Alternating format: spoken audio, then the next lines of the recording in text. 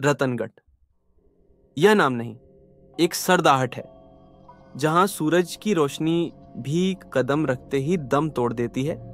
यह कहानी है 3 दोस्तों की, अमन, विशाल और नेहा, जिनकी बहादुरी या कहो बेवकूफ़ी जिसने उन्हें शहर के सबसे वीरान और बदनाम खंडर तक खींच लिया। लोग कहते थे अमावस की रात वहां एक औरत की परछाई दिखती है जिसके पैर उल्टे हैं, लेकिन जब उन्होंने खंडर के अंदर कदम रखा तो उन्हें सिर्फ एक कांपती हुई आवाज सुनाई दी, जाओ यहां से।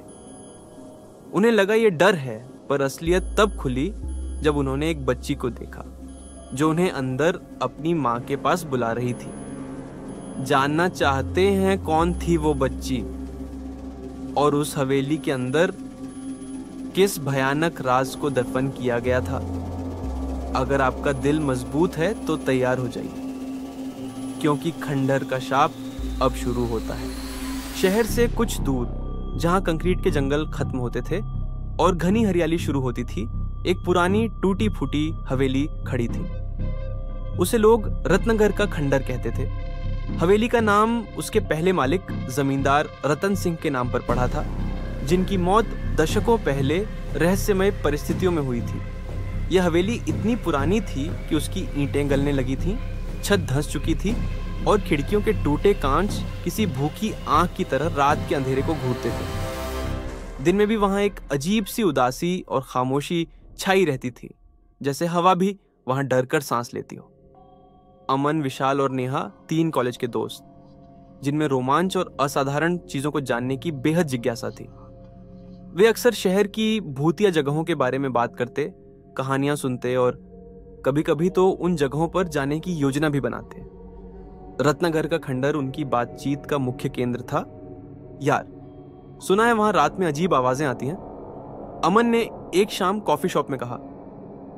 विशाल, जो हमेशा सबसे ज्यादा साहसी होने का दावा करता था, हंसा।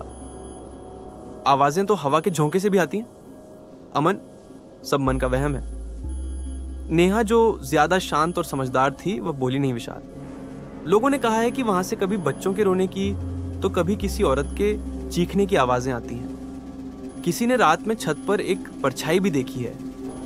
विशाल ने आंखों में चमक के साथ कहा। तो फिर चलते हैं, पता करते हैं क्या सच है। अमन थोड़ा हिचकिचाया, लेकिन नेहा की आंखों में भी एक चमक थी।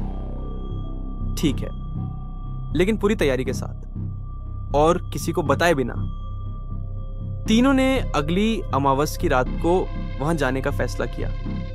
अमावस, क्योंकि ऐसी कहानियों में अक्सर कहा जाता है कि ऐसी रातों में अलौकिक शक्तियां सबसे ज्यादा सक्रिय होती हैं। निश्चित रात आ पहुंची। आसमान में बादल छाए हुए थे, जिससे चांद की हल्की रोशनी भी जमीन तक नहीं पहुंच पा रही थी। शहर की चमक धमक पीछे छूट चुकी थी और सामने बस अंधेरा था, जिसे टॉर्च की रोशनी चीरने की कोशिश कर रही थी। रत्नगढ़ का खंडहर दूर से किसी विशाल डरावने कंकाल की तरह दिख रहा था। उसकी टूटी दीवारें और खिड़कियां अंधेरे में और भी भयानक लग रही थीं। जब वे खंडहर के करीब पहुंचे तो हवा में एक अजीब सी ठंडी नम गंध महसूस हुई, जैसे किसी बहुत पुरानी और बंद जगह की गंध हो। पेड़ों की पत्तियां सरसराहट की आवाज कर रही थी, लेकिन वह किसी हवा की आवाज नहीं लग रही थी, बल्कि फुसफुसाहट जैसी थी। डर लग रहा है क्या? विशाल ने अमन को छेड़ा। मुझे नहीं, तुम्हें लग रहा होगा, अमन ने बनावटी अंदाज में कहा, लेकिन उसकी आवाज से पता चल रहा था कि वह डरा हुआ है। नेहा ने अपने फोन पर रिकॉर्डिंग शुरू कर दी थी। अगर कुछ मिला तो सबूत रहेगा, बोल के जैसे ही उन्होंने खंडहर के मुख्य द्वार पर कदम रखा, एक तेज ठंडी हवा का झोंका आया और तीनों ठिठुर गए। यह हवा का झोंका सामान्य नहीं था। इसमें एक अजीब सी ठंडक थी जो हड्डियों तक घुसती महसूस हुई। अंदर का माहौल बाहर से भी ज्यादा वीरान और डरावना था। टूटे हुए फर्नीचर, मगधी के जाले और दीवारों पर काई जमी हुई थी। धूल की मोटी परत हर चीज पर बिछी हुई थी।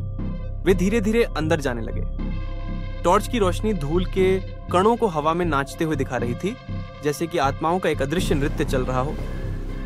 अचानक उन्हें एक कमजोर सी आवाज सुनाई दी। कुछ नहीं, यहाँ।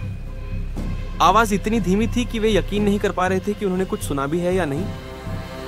सुना तुमने? नेहा ने फुसफुसाते हुए पूछा। विशाल ने सिर हिलाया। हाँ, शायद हवा होगी। जैसे ही वे आगे बढ़े, एक कमरा आया जिसके बीचों बीच एक पुराना जंग लगा पलंग पड़ा था।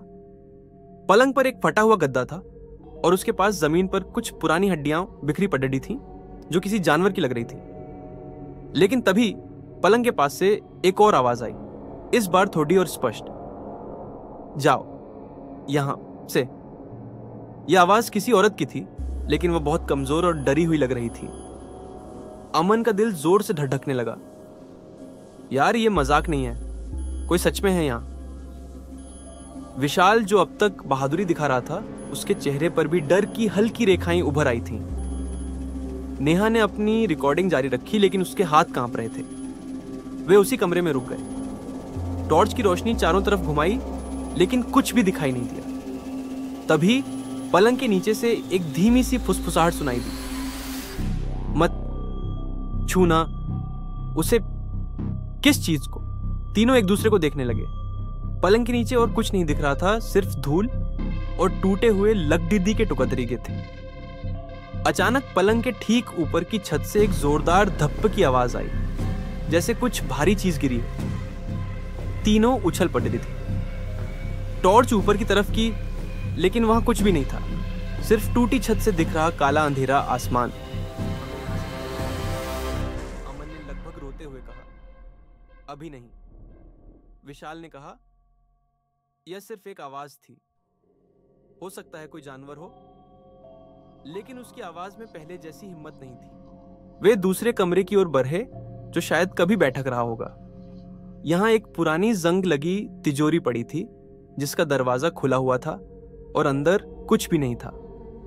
तिजोरी के पास जमीन पर एक पुराना पीला पड़ चुका कागज पड़ा था। नेहा ने उसे उठाया। वह एक जमीन के बंटवारे का दस्तावेज था, जिस पर रतन सिंह के हस्ताक्षर थे, लेकिन उसके नीचे एक अजीब सा नोट लिखा था, मेरा बेटा नहीं, मैंने उसे दफना दिया। अचानक हवेली के अंदर का तापमान तेजी से गिरने लगा। इतनी ठंड हो गई कि उनके मुंह से भाप निकलने लगी। बहुत ठंड हो रही है, विशाल ने दांत किटकिटाते हुए कहा। तभी तिजोरी के पास से एक परछाई गुजरी। वह एक औरत की परछाई थी, जो तेजी से दीवार के अंदर समा गई, जैसे हवा में मिल गई हो।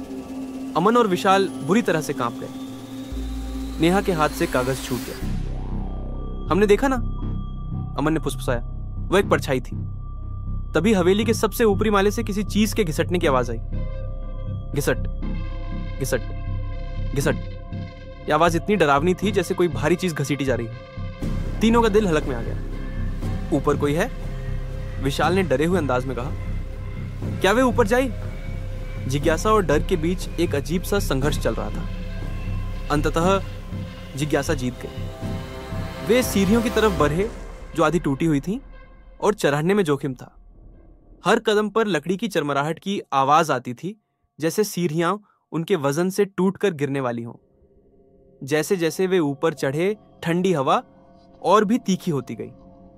हवा में पत्तों और मिट्टी की गंध तेज हो गई। सबसे ऊपर के माले पर एक बहुत बड़ा कमरा था, जिसके बीचों बीच एक बड़ा सा लकड़ी का झूला लटक रहा था। झूला बहुत पुराना था, उसकी चेनें जंग खा चुकी थीं, लेकिन वह धीमे धीमे हिल रहा था। कमरे में और कोई चीज नहीं थी, सिर्फ धूल और मकड़ी के जाले थे। यह झूला अपने आप कैसे हिल सकता है?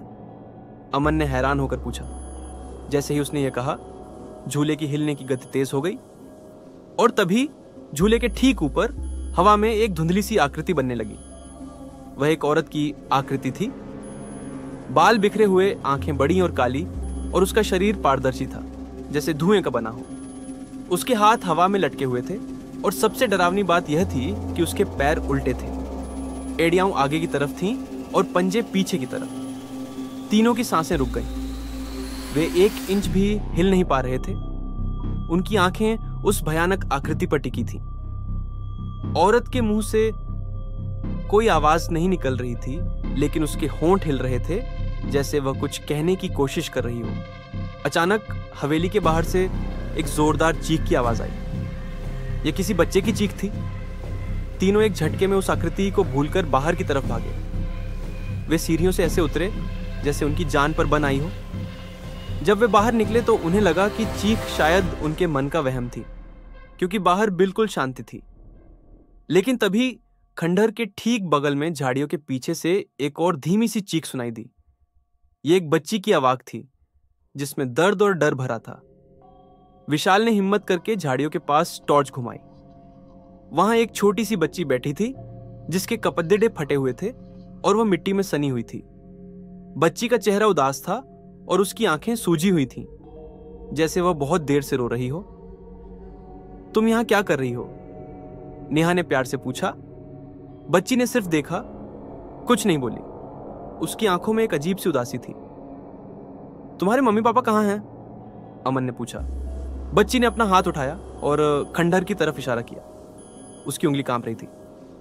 अंदर है, बच्ची ने फुसफुसाते हुए कहा। मेरी मम्मी। तीनों चौंक गए। इसका मतलब क्या था? क्या यह वही औरत थी जो अंदर थी? चलो हम तुम्हारी मम्मी को ढूंढते हैं, विशाल ने कहा, क्योंकि उसे लगा कि शायद कोई औरत फंस गई होगी। वे बच्ची को लेकर खंडहर के अंदर जाने लगे। जैसे ही उन्होंने दहलीज पार की, बच्ची ने उनका हाथ छोड़ दिया और पीछे हट गई। तुम यहां रुको, नेहा ने कहा, हम तुम्हारी मम्मी को लाते हैं। लेकिन बच्ची ने सिर हिलाया और उसके चेहरे पर एक अजीब सी मुस्कान आ गई जो भयानक थी। उसकी आंखें लाल होने लगीं और उसका चेहरा विकृत होने लगा। उसके शरीर से एक अजीब सी काली धुंध निकलने लगी। तुम अंदर मत जाओ। बच्ची की आवाज अचानक मोटी और पुरुष की हो गई। तुम फंस जाओगे। मैंने उसे वहीं दफनाया है। तीनों की रूह कांप गई। यह बच्ची नहीं थी, यह कुछ और था। बच्ची का शरीर सिकुड़ने लगा और कुछ ही पलों में वह एक काली बिल्ली में बदल गई, जिसकी आंखें अंधेरे में चमक रही थीं। बिल्ली ने एक तेज म्याऊ की आवाज निकाली जो किसी भयानक चीख जैसी थी, और फिर वह अंधेरे में गायब हो गई। अमन, विशाल और नेहा को सब कुछ समझ आ गया। वह बच्ची कोई आत्मा थी, शायद वही जिसने रतन सिंह के बेटे को दफनाया था। वह उन्हें अंदर बुला रही थी, जहां शायद उनकी भी वही नियति होती। तीनों बिना कुछ सोचे समझे वहां से भागे। वे ऐसे भागे जैसे उनकी जान सचमुच दांव पर लगी हो। खंडहर की परछाई उनके पीछे भागती रही और हवा में अब भी उस भयानक औरत की फुसफुसाहट गूंज रही थी। जाओ यहां से। वे जब शहर पहुंचे तो बुरी तरह हाँफ रहे थे और उनके चेहरे पर मौत का साया था। उन्होंने कभी भी उस रात की बात किसी को नहीं बताई, क्योंकि उन्हें पता था कि कोई उन पर यकीन नहीं करेगा। लेकिन उस रात रतनगढ़ के खंडहर में जो कुछ हुआ, उसने उनकी जिंदगी हमेशा के लिए बदल दी थी।